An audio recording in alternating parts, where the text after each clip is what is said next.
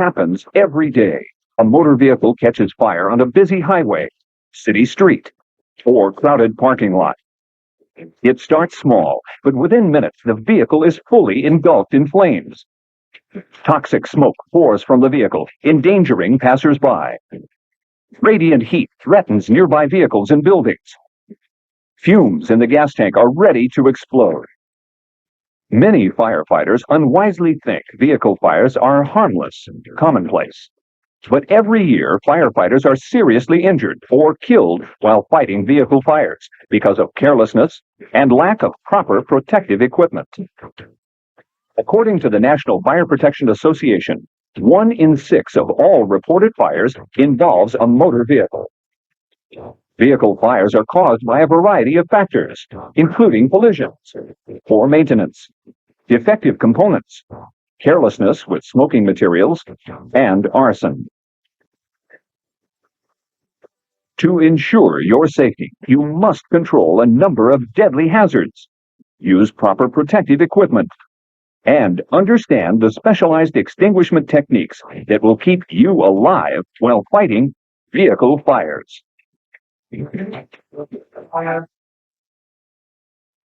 In this program, we will demonstrate the importance of donning protective equipment, how to prepare a pre-incident plan, how to respond to and secure the fire scene, how to size up the incident, how to extinguish vehicle fires, and overhaul. Protective equipment is important to keep firefighters safe from potentially deadly hazards while fighting a vehicle fire. Burning rubber, plastics, and upholstery give off toxic smoke. Engine hoses can burst, spraying burning fuel or boiling liquids. Batteries can explode and spray acid. Many gas-filled pressurized and hydraulic components can explode or fail, including bumpers, shock absorbers, pneumatic cylinders on hatchbacks, airbags, and even drive lines. Vehicles may be carrying highly toxic materials, such as chemicals used in clandestine drug labs. To protect themselves from these hazards, firefighters must be fully protected before approaching the scene. Proper equipment includes fire protective boots, bunker pants, and turnout coat. Collars should be turned up. Because of the toxic smoke and gases produced by burning vehicles, all firefighters must don and use self-contained breathing apparatus. Always wear a fire protective hood, a helmet with the face shield down, and firefighting gloves. There is no such thing as a routine vehicle fire. Firefighters must avoid the attitude of contempt for the commonplace, because a seemingly routine vehicle fire could become a serious threat in seconds. A pre-incident plan should be in place with standard operating procedures for vehicle fires. The pre-incident plan should have detailed road maps, including the location of freeway on and off ramps, and median strip crossover locations. Potential problem areas should also be noted, such as road construction, structures adjacent to roadways, such as tank farms and factories, and highly populated areas, such as housing subdivisions and schools. The pre-incident plan should note structures that can hamper response if they are threatened by vehicle fires, such as tunnels or underpasses, high-rise or underground parking garages, and crowded parking lots. Firefighters must know the location of hydrants and other water supplies, including water supplies in restricted areas, such as on freeways. Other important information is the location and availability of specialized agencies and equipment, such as hazardous materials teams, tankers for water supply, diking supplies for fuel and hazardous material spills, and tow trucks. Up-to-date copies of the pre-incident plan should be carried on each apparatus, And crews must be alerted to unusual conditions, such as construction projects that may alter plans during an emergency. Responding to and securing the fire scene includes accessing the incident, spotting the apparatus, and traffic control. Accessing the incident is often hampered by a number of factors. If the fire scene is on a freeway, it may be difficult to reach because of median strip barriers and the distance between on and off ramps. Congestion near the incident may also hinder firefighters' ability to respond quickly. Often there is a delay in reporting incidents on freeways because of the lack of telephones in such areas.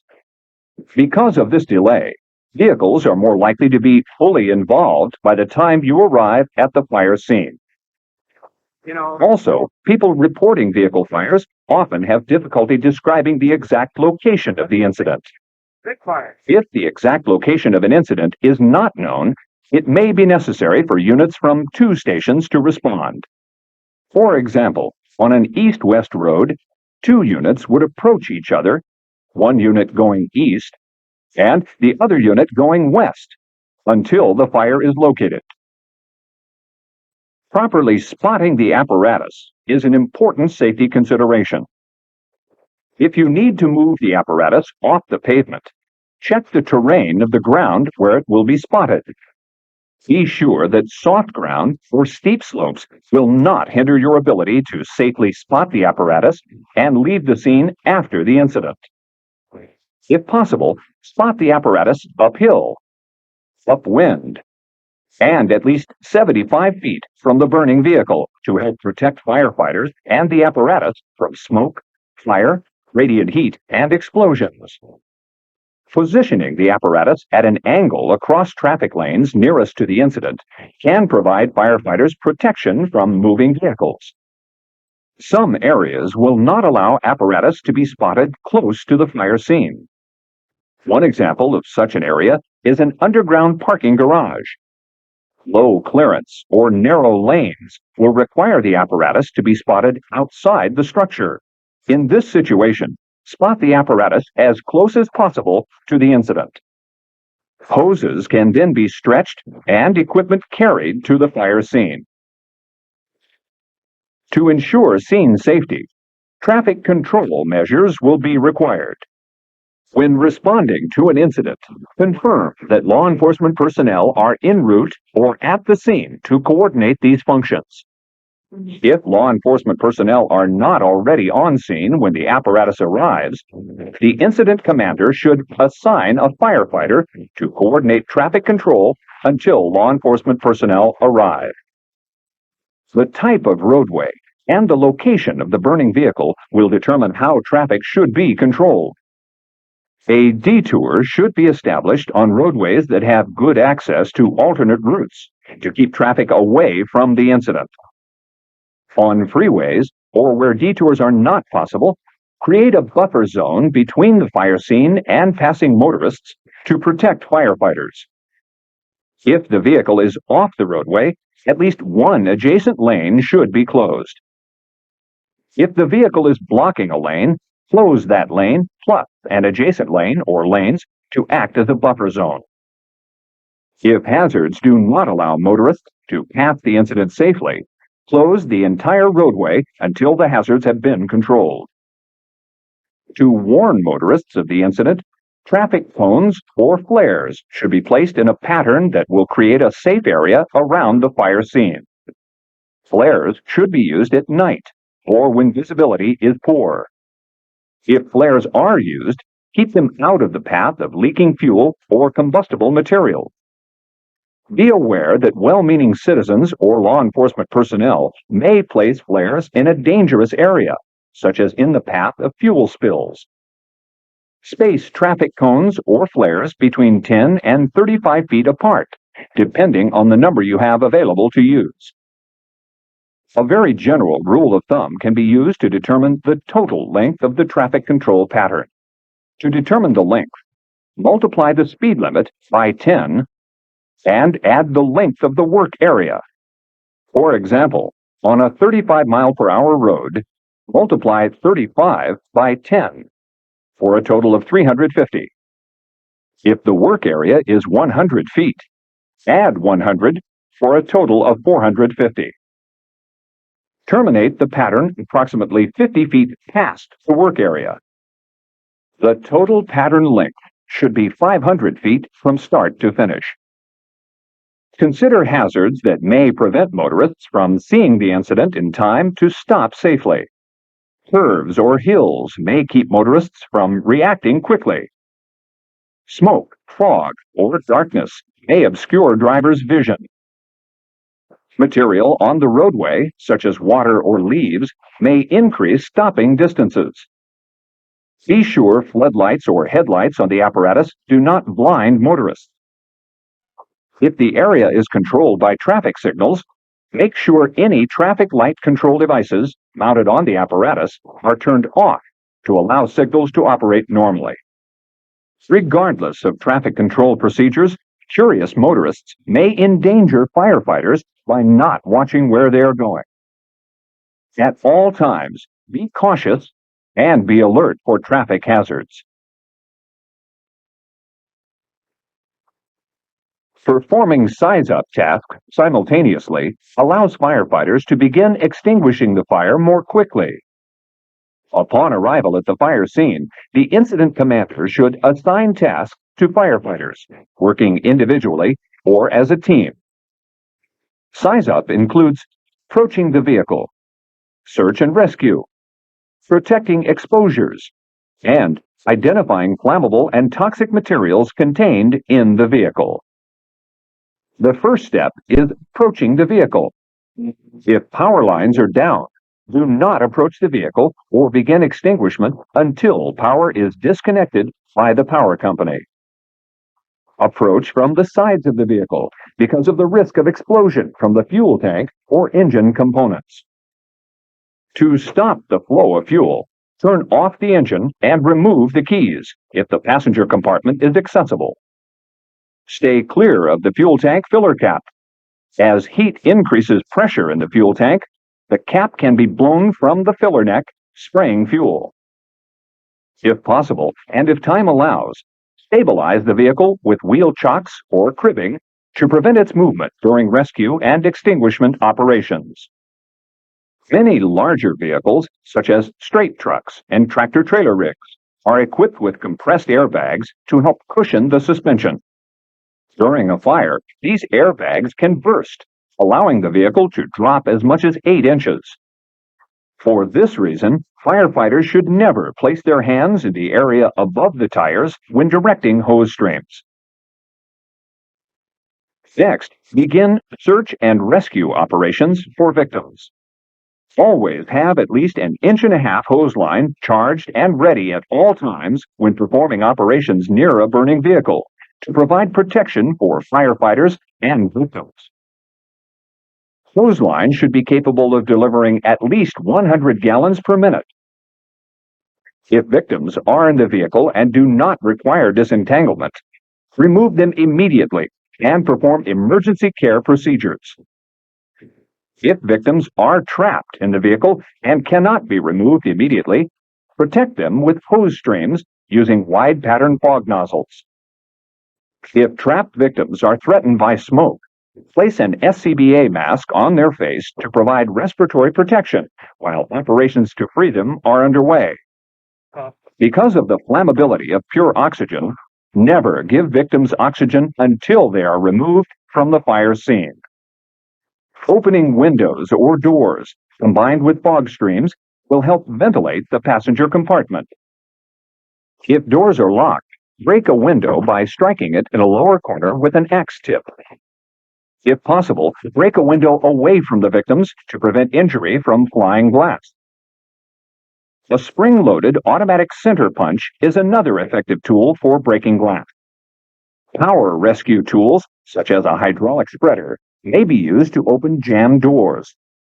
Since victims in the vehicle may be obscured by smoke, ask the driver, passengers, or witnesses outside the vehicle if additional victims are still in the vehicle. If you cannot confirm that the vehicle is clear, Initiate a search by reaching into the vehicle and feeling for victims. A rescuer on each side of the vehicle will speed the search. Search all areas of the passenger compartment. Small children may be on the floor. If heavy fire involvement prevents such a search, apply a fire stream to the passenger compartment. If a victim is secured by a seat belt, it may be faster and easier to cut the belt rather than release the latch. If a collision has occurred, search the surrounding area for victims. Search a minimum of a 100-foot radius around the vehicles, including the area underneath the vehicles. Notify the incident commander that the vehicle and surrounding area are clear after the search has been completed and all victims have been removed. Protecting exposures will keep the fire from spreading to surrounding areas and limit damage. Survey the area around the vehicle to determine what may be threatened by the fire.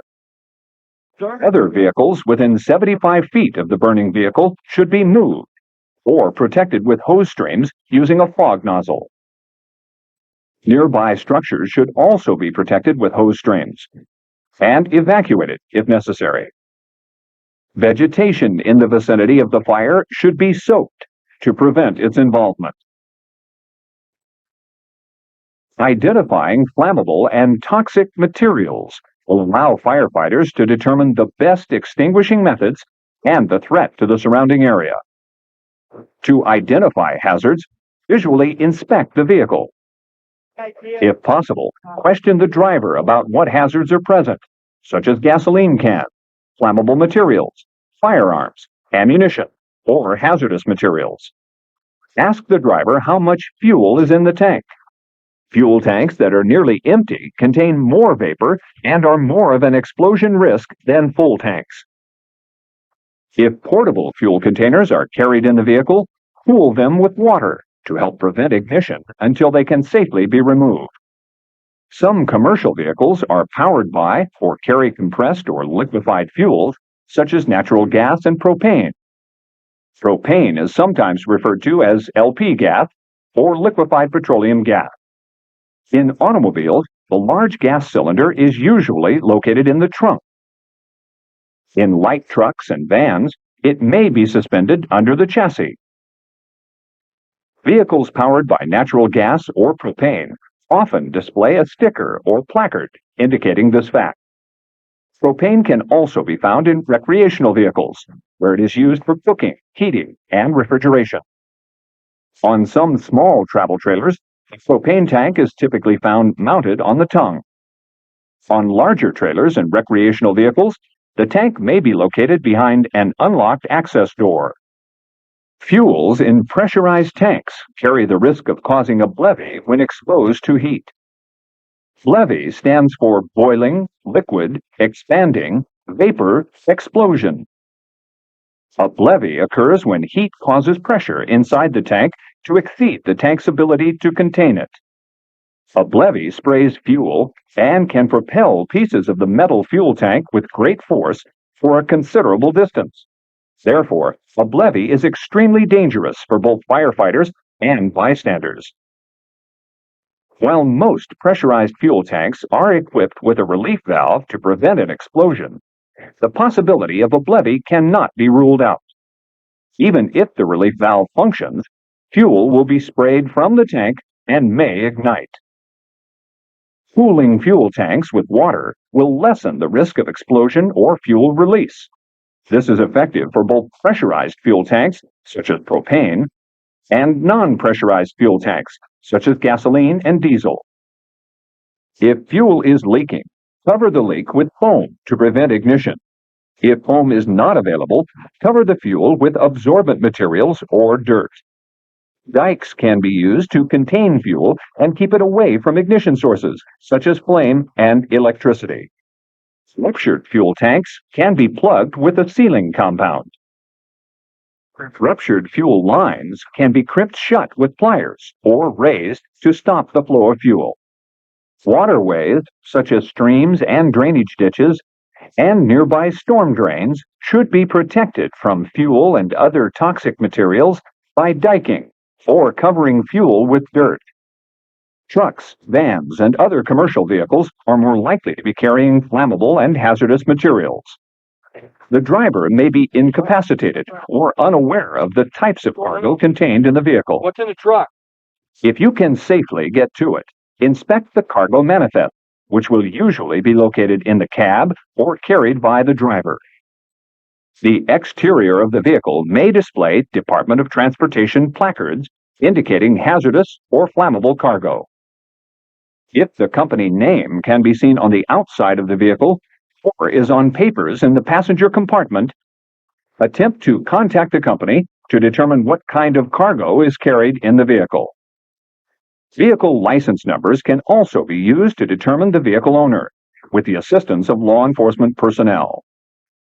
If the cargo cannot be positively identified, begin the attack from a distance to protect personnel because the cargo may react with the extinguishing agent. Approach the vehicle with extreme caution using a fog screen. Depending on the nature of the cargo, it may be necessary to contact hazardous materials experts for advice. Next, extinguish the fire. Extinguishment includes accessing the seat of the fire and applying the extinguishing agent. First, access the seat of the fire. The area of heaviest smoke and flame will usually indicate the seat of the fire. Fire may be located in the engine compartment, the passenger compartment, or other areas. Many vehicle fires begin in the engine compartment because it contains numerous flammable components such as fuel, hoses, and wiring, and is the area of greatest heat. Engine compartment fires are commonly caused by faulty or worn components. Heat may cause shock-absorbing bumpers to propel forward several inches, injuring firefighters. For this reason, cool bumpers with water before performing any operations in front of the vehicle. For safety, cool an engine fire before the hood is opened by applying water through the radiator or from under the engine compartment. A dry chemical extinguishing agent applied in combination with water can help extinguish the fire. Accessing the engine compartment is often difficult because the hood release cable can melt in the early stages of the fire. If the hood release cable is inoperable, the hood latch can be freed using a pry bar or hydraulic tool. Use caution when opening the hood if the engine compartment is producing a lot of heat or smoke, because the inrush of air can cause the fire to quickly intensify. Heat can also cause the failure of springs that hold some hoods open. Support these hoods with a pry bar or other tool. The passenger compartment is another common area for vehicle fires. One cause of fire in the passenger compartment is an electrical short circuit. Smoke coming from the dash alone usually indicates an electrical fire. Passenger carelessness with smoking materials is another common cause of fire in the passenger compartment. Smoking materials can ignite upholstery, carpeting, or flammable materials in the car, such as papers or trash. Other areas where the seat of the fire may be located include tires, brakes, and cargo areas. If fire is in the trunk and the key is not available, remove the lock by placing the tip of a halogen or other tool on it and striking it with an axe. In some cases, a vehicle is totally involved in fire before firefighters arrive at the scene. In this situation, apply water from a safe distance to reduce the fire and then carefully approach the vehicle to completely extinguish the fire. After accessing the seat of the fire, apply the extinguishing agent. The proper extinguishing agent is determined by the types of materials that are burning.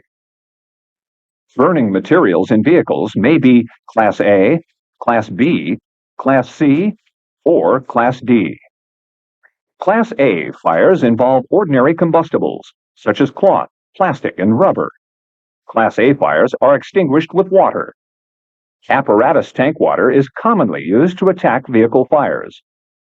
In most cases, one engine will carry enough water for extinguishment. If more water is required, request additional units or connect to the nearest hydrant. For fires in the engine compartment, apply water immediately after the hood is open, moving the nozzle in a circular manner. Most engine fires can be quickly extinguished using this method. After fire in the engine compartment has been extinguished, carefully disconnect or cut the battery cables, ground side first, to prevent arcing and reignition of the fire caused by an electrical spark or short circuit. For Class A fires in the passenger compartment, aim a fog nozzle toward the roof to spread the water and knock down the fire. Then extinguish any hot spots by applying water directly onto them. Class B fires involve flammable liquids, such as gasoline and diesel fuel. Class B fires should be extinguished using foam. Aqueous film-forming foam, known as AFFF, is particularly effective in extinguishing gasoline and diesel fuel fires. To extinguish a Class B fire, apply a foam blanket to smother vapors. Never apply water to a Class B fire because water will only spread the fire.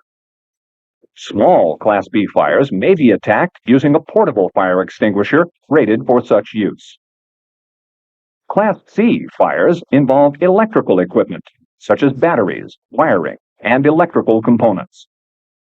Class C fires are commonly knocked down using a portable extinguisher containing carbon dioxide or halon.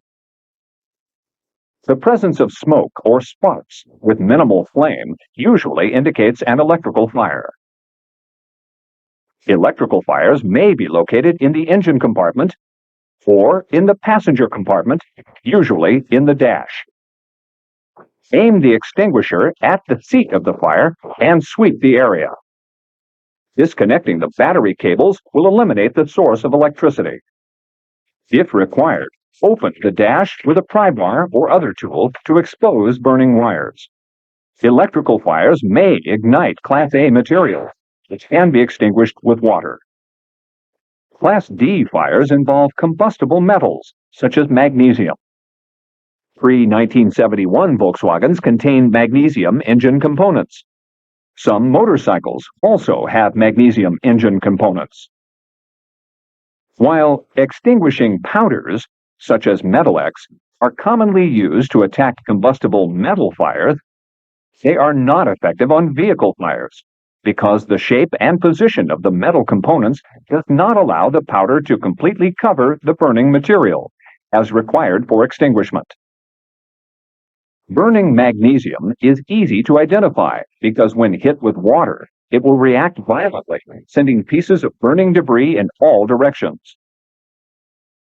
While water will not extinguish a magnesium fire, it should be applied to help extinguish non-magnesium materials or keep them from igniting. Firefighters should retreat to a safe distance, at least 25 feet away, and apply large amounts of water. Because of the high water requirements in fighting a magnesium fire, water may need to be supplied from a hydrant, or additional units should respond. Continue to apply water until the magnesium burns itself out. No other extinguishing agent should be applied to burning magnesium because of the potential for a more violent reaction and the formation of toxic gases. After the fire has been extinguished, begin overhaul operations. Overhaul is required to keep smoldering or hidden fires from reigniting the vehicle. Overhaul should be done in the engine compartment and the passenger compartment if the fire entered those areas. To overhaul the engine compartment, check for and extinguish spot fires that may have reignited after initial extinguishment, including areas underneath and around the vehicle. Check for fuel leaks and plug any that are found with tape or putty. Cover small amounts of fuel on the ground with dirt or foam. Dike the area on the ground around the engine compartment if necessary. Check to be sure the battery is disconnected. Remove the air filter. Because air filters are made of paper and are contained in an enclosed space, they may smolder for a long time and not be noticed. To overhaul the passenger compartment, remove any loose combustible material, such as items carried in the vehicle.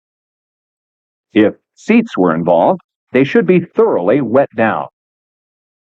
Open the dash area and extinguish any fire that is found. Open the trunk, remove combustible, and wet down the area. Check to see if tires are smoldering.